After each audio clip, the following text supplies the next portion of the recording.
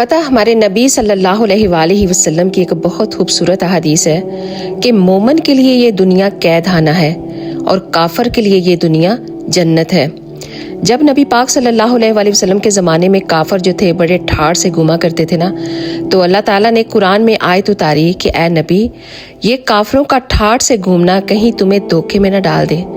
تو پتہ قید خانے کی سب سے بڑی نشانی کیا ہوتی ہے کہ جب بھی اس کا دروازہ کھلے تو آپ خوشی خوشی اس دروازے سے باہر آ جاؤ۔ اور یہ جو لوگ ہیں جو اس دنیا کو اپنی جیت سمجھ بیٹھے ہیں، خوشیاں منا رہے ہیں، عیاشیوں میں پڑے ہوئے ہیں، دن رات ان کے گھروں میں پارٹیاں چل رہی ہیں، اللہ اور اس کے رسول کے حکموں کو کس طرح وہ پامال کر رہے ہیں، تو وہ یہ نہیں جانتے وہ جو مرضی کر لیں وہ سیدھے راستے پر نہیں ہے۔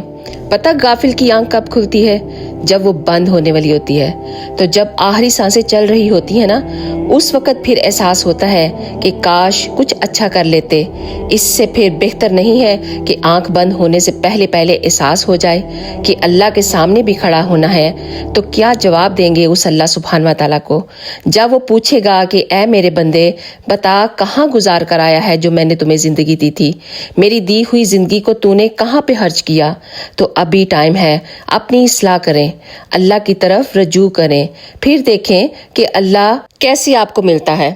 پتہ ہے کسی بھوکے کے پیٹ میں کھانا پہنچا کر جو سکون ملتا ہے نا، وہ آپ کسی یاشی میں نہیں پاؤ گے۔ ایک اور بہت ہی پیاری حدیث ہے آپ صلی اللہ علیہ وسلم کی۔ آپ نے فرمایا کہ میرے نزدیک ایک مہینہ مسجد نبوی میں اعتکاف پر بیٹھنے سے بہتر ہے کہ تم کسی انسان کا دکھ درد دور کر دو۔ یعنی کسی ایک انسان کو بھی آپ نے آسانی دے دی کسی وجہ سے بھی، تو پھر اپنی فکر چھوڑ دینا، اللہ سبحانہ و تعالیٰ تمہاری فکر کرے گا۔